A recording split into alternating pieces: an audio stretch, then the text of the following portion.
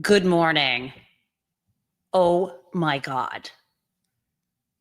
I just have to tell you what Donald Trump actually said.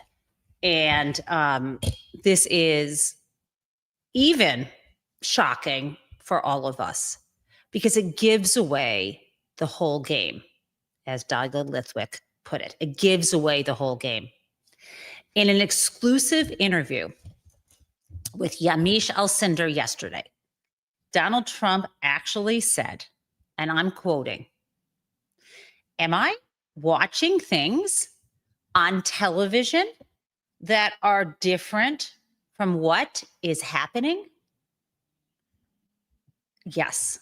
Now we're going to get to this interview with Alcindor, so you'll hear this, her recount this, but I just want to repeat that to you.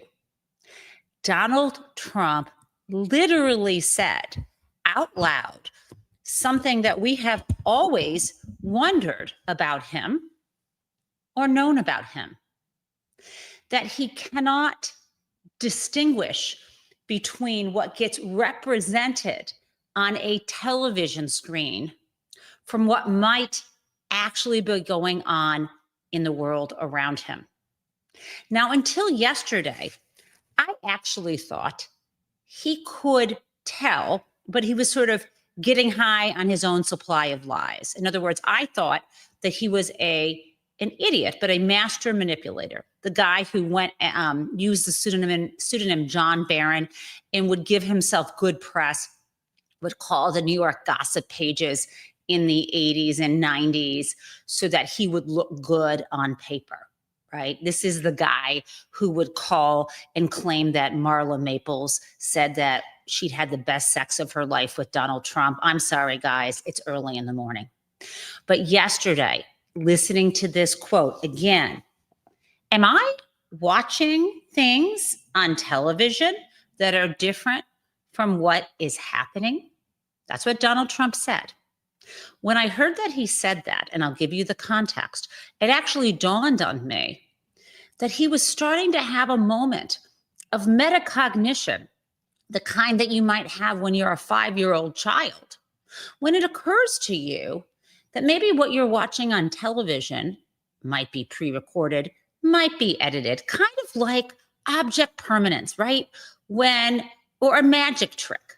Like you really know they didn't saw that lady in half. Or in my case, when I was a child, I swear to God, I remember this moment when it dawned on me that what I was seeing on television wasn't reality. This is when I was watching the Sonny and Cher show. Yes, I am that old. Hello, Gen X. I was a small child. Was I 3 or 4? I don't know, maybe 5. And I'm watching an episode of the Sonny and Cher show with a friend. And I remember Cher was like laying on this piano. Maybe it was a song about being a vamp. And she would like dress in these clothes. And I remember she would walk behind maybe, and I haven't gone back to check this. Maybe you can check my reality, but she would walk behind like a dressing screen. She'd walk behind one outfit and 2 seconds later, she'd come out fully dressed in another outfit. I mean, as a little girl who loved to play with dolls and as an adult woman who really likes clothes, likes watching, fashion shows, even if I don't wear them, right? I don't really like fashion shows, but maybe drag queen shows, whatever. I like clothes. I like drama. And as a child, I'm like, holy shit. Can you really walk behind a screen and 2 seconds later change your clothes? And I think I asked my parents and they said, oh no, that's pre-taped. And so I sat there and thought to myself, pre-taped? Like this isn't live and happening. Okay, 4 or 5 years old. Donald Trump is 78, 79 years old. And he is now finally realizing that maybe what he sees on television is different from what is happening, that it might just be a small segment of reality. It might be edited to manipulate him, time shifts, and even maybe some AI, but on regular news that people might be delivering to him on a screen or delivering to an audience. Hello, Fox News. Hello, any television news. A prepackaged program of what they have decided are the lead stories, right? Of course, on television, they can't show you all reality. It is edited. It is curated. There are decisions actually made. Okay, so let's give you the context. The context was this. Over the weekend, right? This is after the Comey indictment show that we had on Friday. Comey's indicted on Thursday. We talked about that on Friday. Over the weekend, I think it was Saturday, Donald Trump announces, I kid you not, that he has decided to send in troops.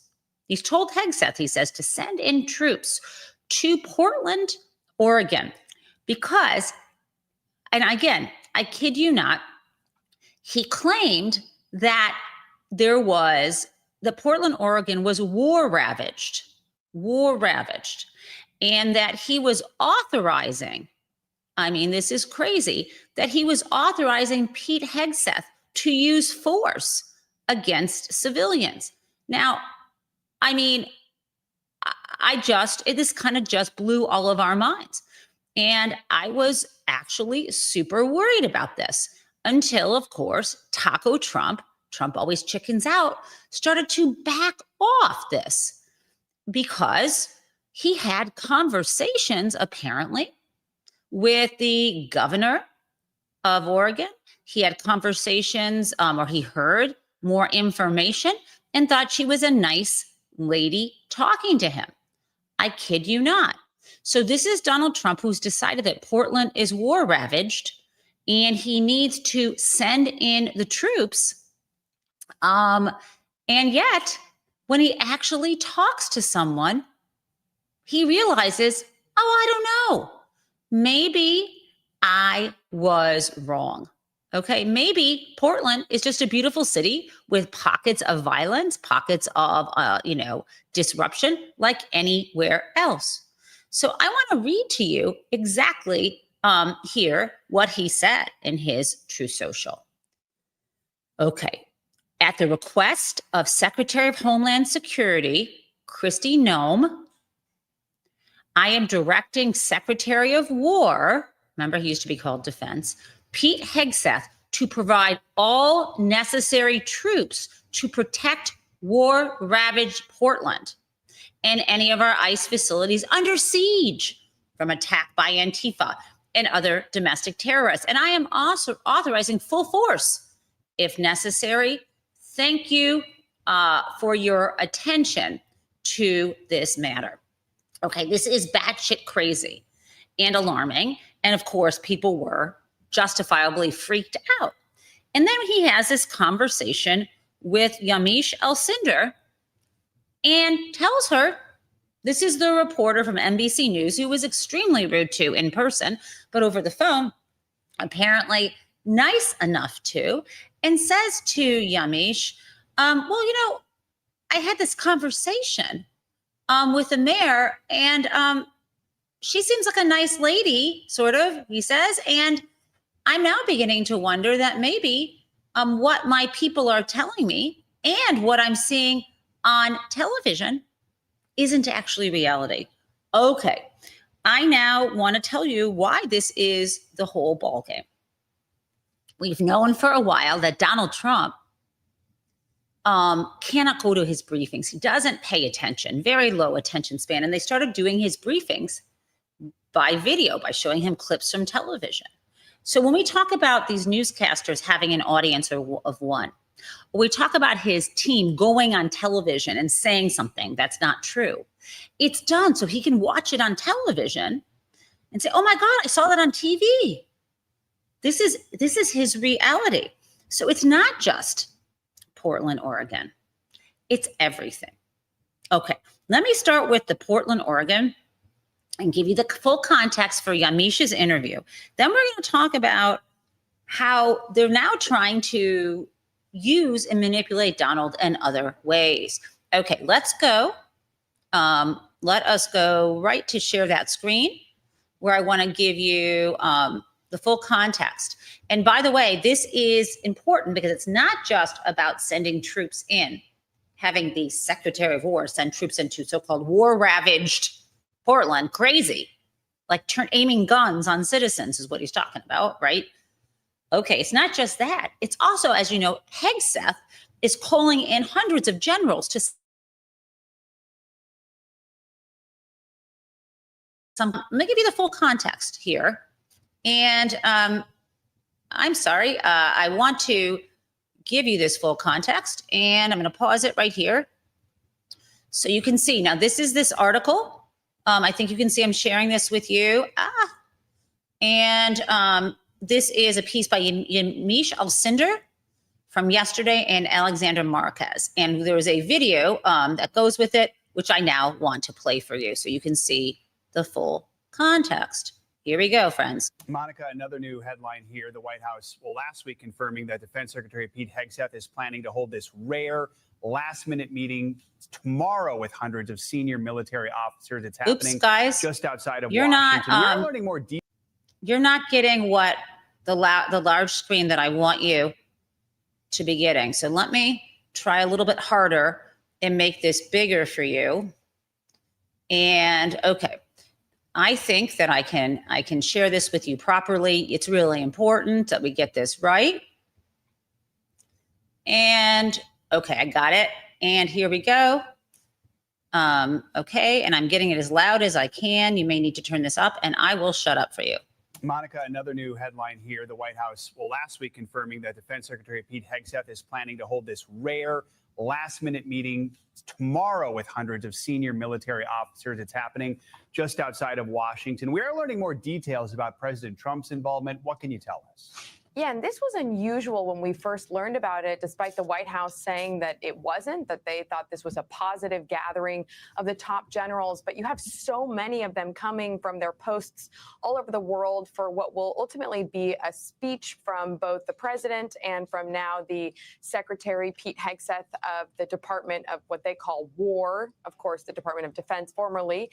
And they are going to be talking about what the White House and what the Trump administration hope is a message of how they feel they have transformed the military under the leadership of both of those men. And they're going to be talking about this, quote, warrior ethos. But yes, President Trump was not a part of the original plan, but now we're told that he will be going there. He will be addressing these generals. And as you were just discussing there with Mel, this could all be happening on the eve of a potential government shutdown when there are questions about what will happen with the military and what the effects for that key and major department will be. A number of stories could collide there. All right, Monica, thank you so much.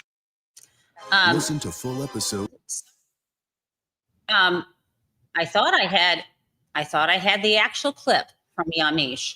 But the point I have for you is that Donald Trump, Yamiche got these news as well, that Donald Trump is saying, I am watching things on television that are different from what is happening. I think that I might be able to do better for you by going to Yamiche's Twitter site, because she does not use Blue Sky, though she has an account there. And I think that if okay, let's try this again. I'm going to share this with you. We will get this right. I don't know why. Here we go. So here's Yamiche Alcindor. You can see right here, we have her on her Twitter account. New story, President Trump talked about several topics during my exclusive interview with him. Okay, so this should get us to where I want to go. Okay, there is an ad here, no problem.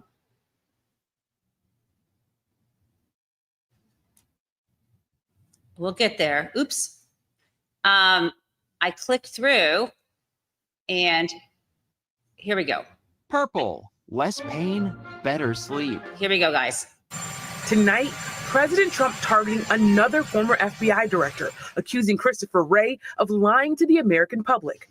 The president posting online, the FBI secretly placed 274 agents into the crowd during the January 6th attack on the U.S. Capitol, and alleging those agents probably acted as agitators and insurrectionists. The president adding this is different from what Director Christopher Wray stated over and over again. The FBI did not comment on the president's post. But a DOJ Inspector General report last year found no undercover FBI employees were at the protests or the Capitol that day. This comes just days after a grand jury indicted former FBI Director James Comey on 2 counts, obstruction and lying to Congress. I have great confidence in the federal judicial system, and I'm innocent. So let's have a trial. President Trump saying the Justice Department will likely be targeting more people. It's not a list, but I think there'll be others. I mean, they're corrupt. Meanwhile, Attorney General Pam Bondi, who the president has publicly pressured to go after his political enemies, saying the DOJ is just getting started. Whether you are a current state or local elected official, whether you're a billionaire funding organizations to try to keep Donald Trump out of office, everything is on the table. A source also confirming to NBC News that the Justice Department has issued a subpoena for records related to the travel history of Fani Willis, the Georgia District Attorney who charged President Trump in a sweeping election interference case. And Yamiche, the president also focusing on someone who's not even in government anymore. That's right. On Friday, the president demanded that Microsoft fire Lisa Monaco, an executive who served as deputy attorney general during the Biden administration. So far, Microsoft has declined to comment on this issue. Jose? Okay. So that was Yamisha's additional reporting. Now let me unpack this for you.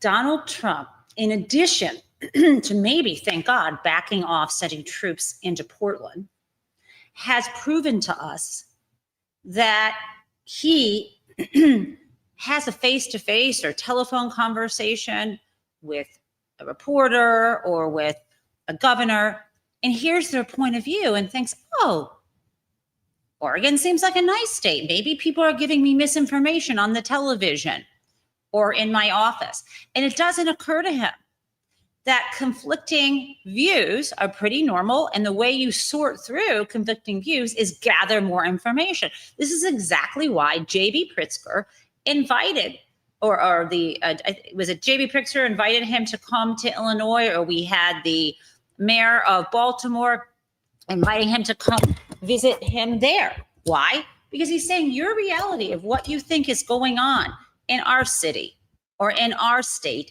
is not truthful. You're getting a small picture. You're not actually seeing the full thing. You are being manipulated in order to act in a particular way. And what is the way? You heard Pam Bondi. They are trying to go after in any way possible, whether it is putting troops in the streets in Democratic cities or prosecuting people who are trying to get Trump out of office. It is not a crime, quite the opposite, to have the goal of removing a president from office through the ballot box, through convincing people that the reality around them is something he's created and not to believe the lies and propaganda from his team on television. Okay, this is happening.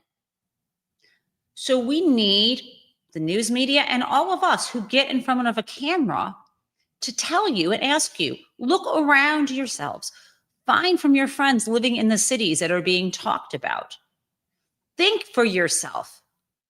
When someone lies to you on television, can you trust them at all? And this gets to the January 6th issue. Okay? They are trying to claim the Speaker of the House, Mike Johnson, has gone on television, I'm going to show you the clip, to try to convince the public or Donald Trump that it wasn't MAGA, that the 1,500 people who were convicted and sentenced, many of whom with prison sentences, actually engaged in violence, actually broke the law, broke into the Capitol building, some of them shouting, hang Mike Pence. Of course, shouting hang Mike Pence on its own is not a crime, but it goes to their mental state when they're smashing windows, defecating in the hallways, saying that they are revolutionary. So here is what is happening. I'm going to show you this clip. They're trying to, in addition to pardoning these insurrectionists, they're trying to convince Donald Trump and the public, Mike Johnson and all of them, that FBI agents who joined the crowd after it was already violent to provide support, they're trying to say that the FBI was the one, that it was the FBI during Trump's presidency, that they had come in to create a false flag operation that all the violence was from the FBI. Well, this is bullshit. And I can tell you partially why I know it's bullshit is because the convictions went forward. And these folks tried to use this in their defense. And now we have Jake Tapper on CNN calling out Mike Johnson. Let me play this for you. And they have to hold people accountable. We have to ensure that the rule of law applies to everyone. And that's exactly what's happening here. Does the rule of law have to apply to people who stormed the Capitol on January 6th? Well, I'm glad you brought that up. There's new information over the last couple of days about that as well. Apparently, there were 274 FBI agents in the crowd on January 6th. No. I think the total number of persons Kash Patel Oh. just brought some enhanced understanding to that. They were sent there to do crowd control because of everything that was going on. It wasn't a false flag operation, as President Trump suggested. Well, Jake, wait a minute. Hold on, Jake. How do you know that, right? There's a lot just going of by what questions, Kash Patel brand said. new questions about, well, and I'm telling you that there's videos and it's always been disputed what involvement some of those persons, engaged in, what involvement they had. Did they spur on the crowd? Did they open the gates to allow them in? I don't know. These are questions, but they should be answered. And yes, there's a lot of investigation and discovery to go forward. These questions were already answered in a bipartisan congressional oversight committee. We saw the report. These questions were already answered at criminal trials where these folks were convicted. You see what's happening here. This is all going to Donald Trump claiming that he was actually elected, that he had not lost. This is going to Donald Trump's big lie. This is going to them claiming that the only violent people are their political opponents. This is a problem. Let's continue listening. We have a select subcommittee, bipartisan, a committee that is reviewing the investigation of the original J6 committee. I mean, a committee investigating the previous committee. Why? Because there was so much bias in the system. And that committee was rigged, I think. And I think my theory is, I've always believed that they got rid of evidence and they hid some of this. So all of it's going to come out. The American people deserve full transparency. Full transparency, and that's what 100%. Congress is working on, and that's what the administration is working on. I'm always in favor of full transparency, including for the Epstein files, which that will probably come on the floor of the House. Me too. Soon, and we'll have lots of discussions about that. Speaker Johnson always. Oh, Speaker Johnson says he wants Epstein file transparency, which is bullshit. As you know, there are now enough votes so they'll have the 218 people in order to get the Epstein, to force that vote this is the deciding, right? This is a deciding vote. It's called like a discharge petition. But the deal is they are not allowing the Democrat who won in Arizona to be sworn in. They're working behind the scenes to stop that. They don't believe in full transparency. They are trying to stall that discharge petition. Now, before I get to Epstein, I want to now have Donald Trump's former personal lawyer, Ty Cobb, who I've mentioned before, has a kind of funny mustache, very smart man. Let's listen to what he had to say. I think if you go to 30,000 feet, what you see is a lot of moving parts, but simple themes. The simple themes are rewriting history. Trump wants to rewrite history so that the next generation may not know that he incited a violent insurrection, refused to peacefully transfer the power of the presidency after losing an election, stole classified documents and showed them to friends and guests at Mar-a-Lago, and that he was a criminal. I mean, he's a convicted felon. Anybody involved in those events that offended him, they're in real danger. So you have the rewriting history stuff. The U.S. attorney that he appointed as personal lawyer, Lindsay Halligan. Her role previously in the administration was trying to eliminate the theory that America had slaves at the Smithsonian. She was there to whitewash the Smithsonian and paint America as something that it isn't. I mean, America needs to learn from the mistakes and lessons that we've had. And one of the biggest mistakes that America ever had was re-electing President Trump. Oh my God, right? Totally on the money. Now, let's turn to the smartest things that people can do, which is bring it all back to one of the biggest vulnerabilities that Donald Trump and his rich friends have, which is the Epstein files. It's all of a piece, as we have talked about. Let's play this. There's at the White House. And by the way, this is Senator Van Hollen, who is talking about how Donald Trump and the Republicans are going to shut down the government because they cannot get Democratic support on the continuing resolution. Now, I'm going to explain that again after. It's all their fault. Yeah, you need 60 votes to pass the funding bill, right? First, there's a budget bill, which they could do through 51 votes in the Senate. But now there's, just because they have a budget laid out, they actually have to appropriate the money in the budget. And they haven't passed their appropriation bills. And yes, right now, under Senate rules, you need 60 votes. Do you know what? The Senate, if it wanted to, could use 51 people and get rid of the 60 vote threshold, but they're not. They want to blame Democrats. Okay, let's play Van Hollen talking about Donald Trump apparently meeting with Schumer and Jeffries this week to try to avoid a shutdown. Congressional leaders at the White House tomorrow. You just heard Speaker Mike Johnson effectively saying there's really nothing that we're going to offer them. If that is the case and the government funding bill is just this clean CR that they're talking about, are you going to vote no? Well, Jake, it's good to see the president finally get off the golf course and decide to talk and avoid the government shutdown he's been taking us to. And he's been much more focused, as we all know, on keeping the Epstein files locked up than keeping the government open. Look, the president wants a blank check. This is a lawless president. He's been illegally withholding funds. He promised on day one he was going to bring down prices. They've gone up.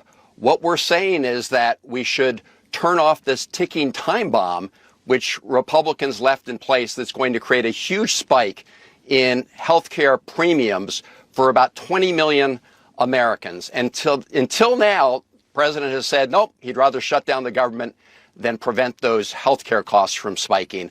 I'm glad we're finally talking. We'll see what happens. This time. Yeah. So I wish they weren't just talking about health costs spiking. I wish they were talking about funding Stephen Miller to commit more violence through ICE. You know, I wish they talked about why should we help them fund a regime where they are going to take away our civil liberties, plant troops in our streets with their guns aimed at citizens. I really wish they would say something like that. Now, let me, I'm going to get on the case of Hakeem Jeffries in a moment about what the Democrats aren't doing that they should be doing and what they are doing that is fucking insane. But first, I want to now bring you to the even worse Senate Majority Leader, John Thune. You might want to criticize Chuck Schumer, Senate Minority Leader, the Democratic side, and also Hakeem Jeffries, our Democrat Speaker of the House. They're doing a bad job, but no one is worse than Mike Johnson, who is perpetuating these lies, or John Thune, who is now talking about soybean farmers who have no market for their crops because of Trump's tariffs. And they're looking for a handout, right?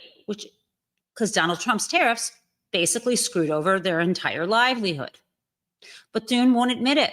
This is part of the lies that they are perpetuating. Let me play this for you. Not ask the president to roll back some of his tariffs instead of supporting a taxpayer-funded bailout for farmers.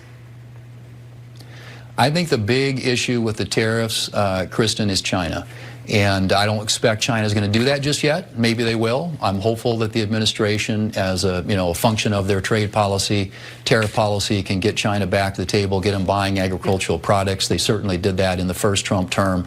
But I think at least for right now, that is one of the big markets. And the Chinese are buying from Argentina, they're buying from Brazil, paying much higher prices per bushel simply to punish the U.S. and our farmers. So we've got obviously we've got a situation here. We hopefully, it is a short term in nature. If we have to do something to support farmers, the long term best outcome and solution for America's farmers is open markets. And I'm hoping the administration will be successful in achieving that. So, Leader Thune. It's awful. A tariff is a tax on imports. Donald Trump entered into this crazy trade war. We also know that he doesn't have the legal authority for many of the tariffs, the blanket tariffs he has laid out. And none of them will point to him as the president. I'm sorry. None of them will point to him as the problem. Now, again, John Thune, who is, kissing Trump's ass and lying for him. Same with Mike Johnson, not just lying about January 6th, which is downright evil, but also hiding the Epstein files because they implicate very wealthy people. We know that. And by the way, let's give you an update on the Epstein files. Remember how there was a House subcommittee who asked or subpoenaed the Epstein estate for that birthday book and some other documents. And we talked about it a few weeks ago when the first batch was released.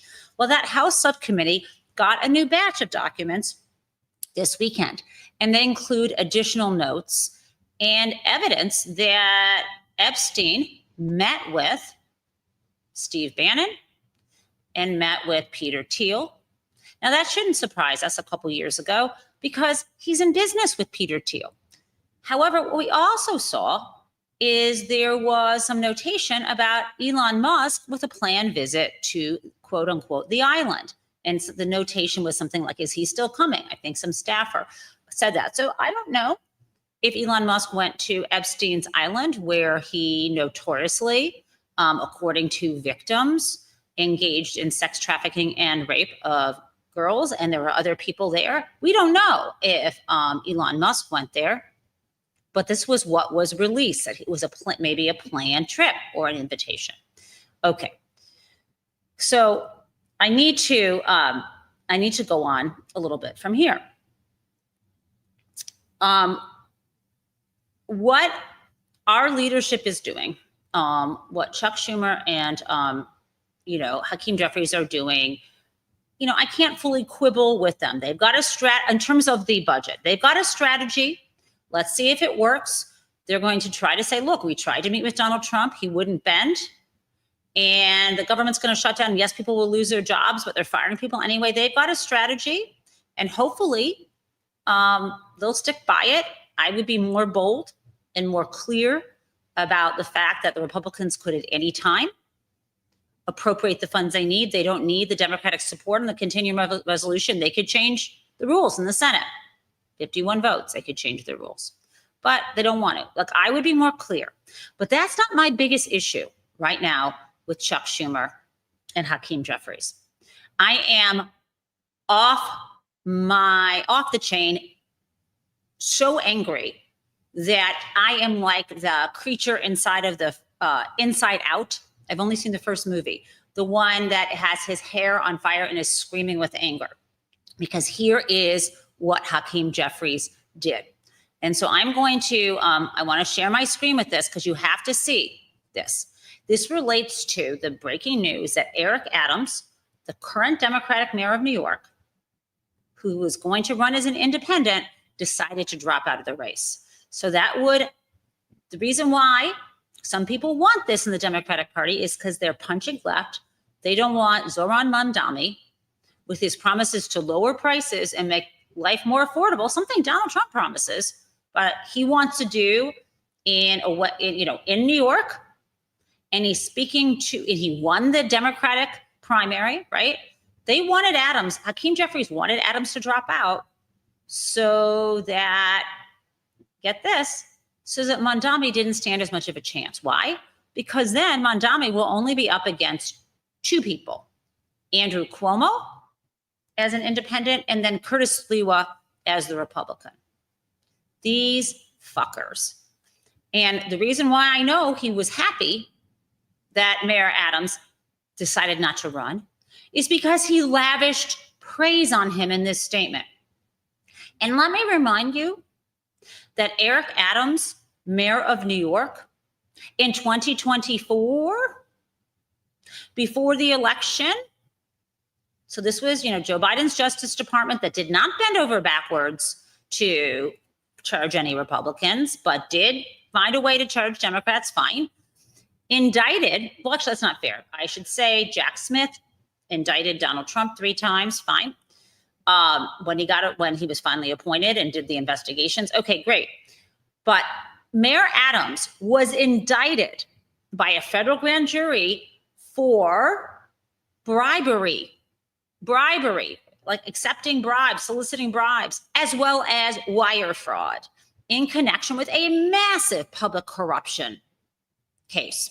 And you may also remember that when Trump came to office, they wanted to drop the charges against him, but not with prejudice. So they could just dangle that over his head so they would have control over him.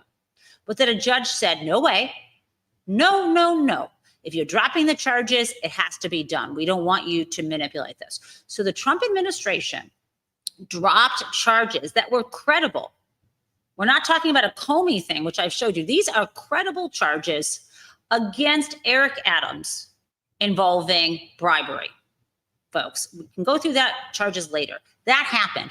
And so when Eric Adams announces this weekend that, he's not going to he's going to drop out of the race and he won't be running for mayor again, instead of saying good riddance to bad rubbish, thank God, the Democratic Party should stand up for integrity. The public has lost trust in the grifting by public officials. Is that what Hakeem Jeffries said? No, he fucking didn't. And this is my world, white collar crime and public corruption. I live in this space. And so let me share my screen with you on this. Okay. You with me, my friends? This is the statement that Hakeem Jeffries made. Eric Adams. Okay, I got to say, this isn't me saying this. This is Hakeem Jeffries. This is our supposed leader, Speaker of the House. Eric Adams has served courageously and authentically for decades as a member of the New York Police Department, the New York State Senate, and Brooklyn Borough Hall, and as our 110th mayor. During this time in office, violent crime is down, the building of affordable housing units is up, and New York City has recovered from the COVID-19 pandemic. As is the case in any major city, there are challenges that remain, particularly as it relates to lowering the high cost of living. Yet it is clear that meaningful progress has been made in several important areas during the term of Mayor Adams. Thank you for your service to our city. Over the next few days, my entire focus will be addressing the Republican healthcare crisis and funding the government. I will publicly weigh in with respect to the remaining candidates in the mayor's race well before the start of early voting. Guys, I need to now say to you, what the actual hell? What? This is clear a trade-off. It's clear that Jeffries was begging him to step down, or someone was. This is suck up city. You know how that thing we used to say during the first Trump administration? Do not congratulate. Remember, Trump was getting on the phone with Russia or whatever, or some brutal leader, and we said, do not congratulate. Well, this is what Jeffries is doing. He is congratulating. And so I got to share with you what I had to say about this, because I'm going to lose my mind. Okay, here is you can see my True Social. I said, because this was in response to Andrew Solender posting Jeffries' statement, you can see it here. This is about Adams. He was indicted for bribery in 2024. Do not congratulate. What was this? This is a screenshot from, I think this might have been Fox News. This is based on a press release from the Southern District of New York from 2024. Sitting New York City Mayor Eric Adams indicted on count 1, conspiracy to commit wire fraud federal program bribery, and to receive campaign contributions by foreign nationals. Count 2, wire fraud. My friends, it is worse than that, because I want to get to my quote tweet on this, which is, never mind. I'm going to tell you what I had to say. This undermines public trust, not just in our democracy or our system, but this hurts Democrats more than I can even speak to. Because to the person, when I have spoken to folks who are like, I don't care, I'm not going to vote, or even two types of people who are like, I don't vote, or I'm not voting, or I don't care, or the other type who voted for Republicans. These are often white men who I spoke to who didn't understand the harm that Trump could cause both before the first election and the second. And I did my best. And they said to the person, there is no difference between the Republican Party and the Democratic Party. They're all crooks. They're all corrupt. I want my taxes lowered. Now, guys, of course, that is not the part that's not true. So much of it isn't true. For example, it really does matter who puts Supreme Court justices on. It really does matter who runs Congress. The Democratic policies are by far better than the Republicans. There's no question in my mind. But when it comes to public integrity, fuck you, Hakeem Jeffries. You have done more between the, sorry, Barack Obama, but I wrote a book about this. This isn't about you personally, but bailing out only the banks and the bankers and not doing mortgage reform, which I blame on, you can look at the roll call, the Democrats could have voted for this, but they were in the pockets of the banks. Not doing a ground up bailout made people hate the Democratic Party, and some of them who were Obama voters move over to independent and to later Trump voters. And we're going to have the same thing now. How in the world can the leader of our party be so corrupt that he would kiss Eric Adams' ass despite this credible indictment? How?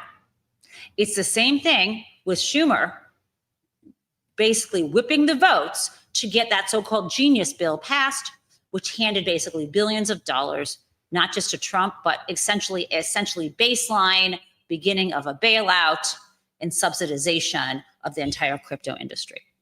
Why are they doing this? Because they're corrupt as fuck. And not all Democrats.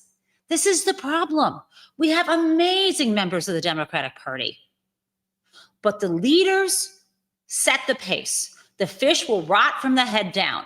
I want to save the Democratic Party. They're our best hope against tyranny. This bullshit, though, from Hakeem Jeffries, he must be primaried. He's got to get out of office. We need better leadership. The Republicans put in people like liars like Mike Johnson, but they toe Trump's line, right? I want an actual Democratic leader who can be honest with us. That politics is complicated and votes are complicated, but don't fucking lie to us. And do not congratulate people who are charged, credibly charged, where there's strong evidence of bribery, public corruption, and wire fraud. I will never get over this. I will never get over this. It is the worst thing you can do for our democracy. Now, I'm sorry. Whew, I am losing my shit on this. Okay. Now, crazy town. This shit is crazy as hell. So I got two scoops of crazy town. I think the most important one is Donald Trump posted on his Truth Social and later pulled it down, like he reshared a AI generated video of himself, because maybe he can't tell the difference between, as we said, what he watches on the television and what is actually happening. He played a video about this like QAnon or cuckoo MAGA far-right conspiracy called MedBed. No, I fucking didn't know what this was until this weekend. And supposedly, according to the conspiracy, the government has these special beds that you can lie in and be cured of all health conditions, but they're keeping them for themselves. So here's what Donald Trump shared, and I think I really do need some crazy town to lighten the mood of my swearing and anger. Let's go.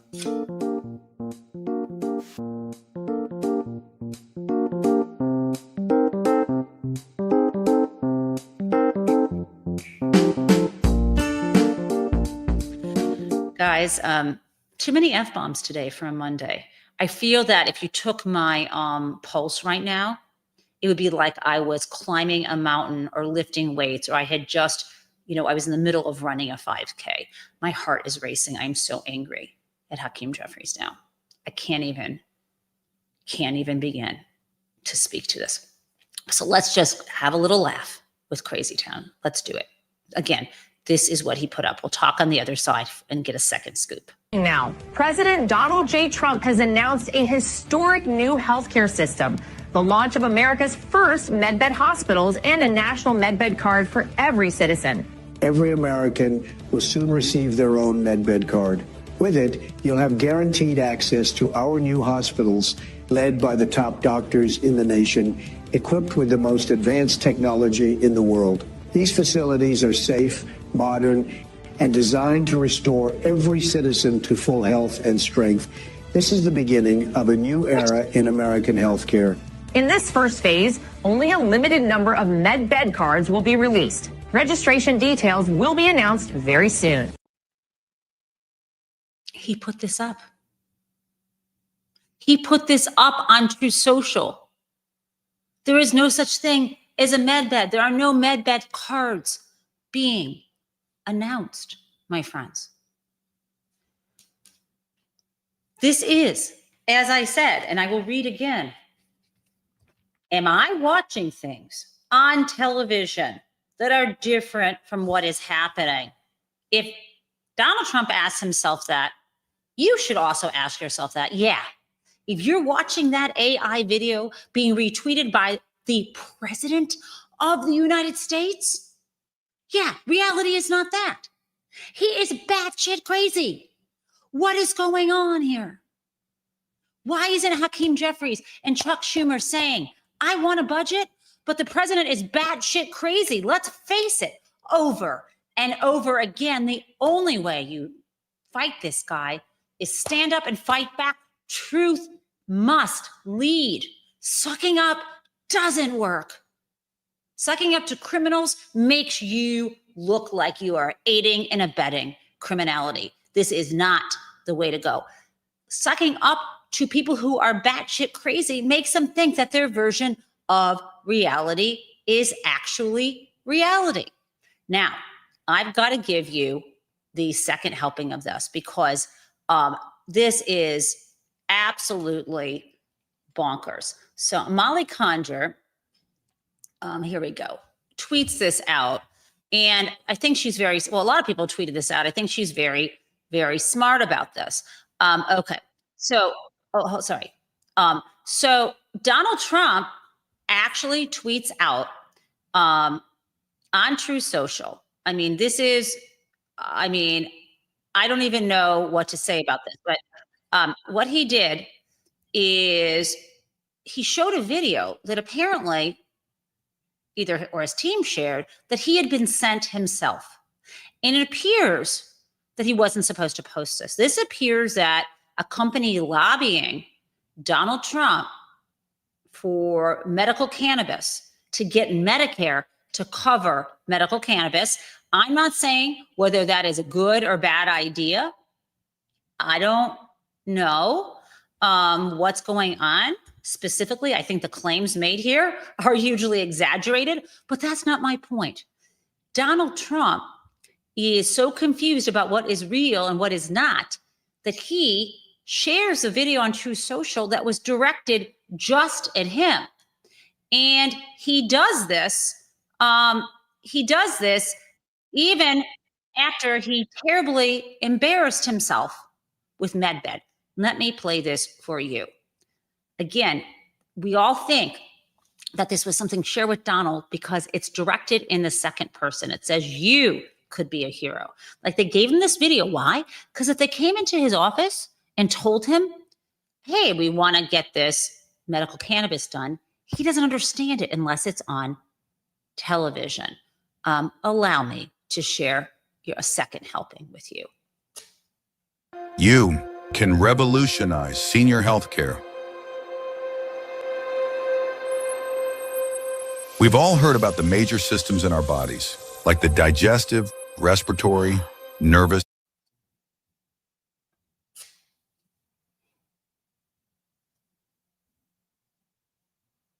And there are no FDA standards for what is already in the market today. Imagine if that were the case for other medications. Older adults are suffering. Now it's time to educate doctors on the endocannabinoid system, provide Medicare coverage for CBD, and give millions of seniors the support they deserve. You will deliver the most important senior health initiative of the century, cementing your legacy and transforming aging care. Millions everywhere will thank you. Okay, now again, CBD, medical cannabis, I'm not a doctor. This could be a great idea. This is not the point. The point is, the way they are lobbying him is telling him, you could be a hero, and they're giving him these videos. And he didn't know that this wasn't something to put up onto social.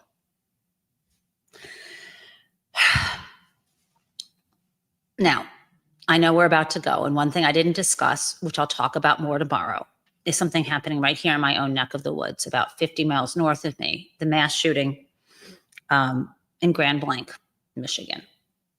I grew up with people who lived in Grand Blanc and went to my high school. It's horrific that this man drove a truck into a building, hopped out, started shooting people, and then into the church building. This was a Mormon church, the Church of Latter-day Saints, and also the place caught on fire because of some improvised device. We don't know fully what his motivation was. What we know so far is there are 2 big American flags in the back of his truck that when people have looked at, you can look at Google Maps photos of houses that he appeared to be a Trump supporter. We also have heard rumors that maybe this man was trying to get revenge against the Mormon community because the man who shooted Charlie Kirk was Mormon. I have no idea why people take guns and kill others and blow people up like this.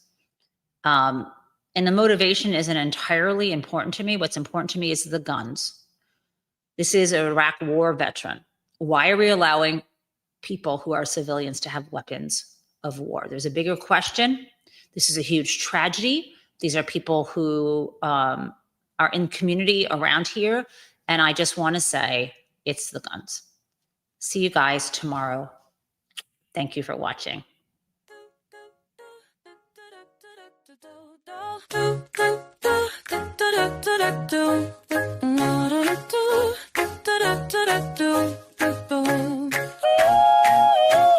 Hello, prison mates. It's the Jen Taub Show. Well, how come everyone? Let's learn about what is happening in politics yesterday and today. There was hope, and we are together in this democracy we work for.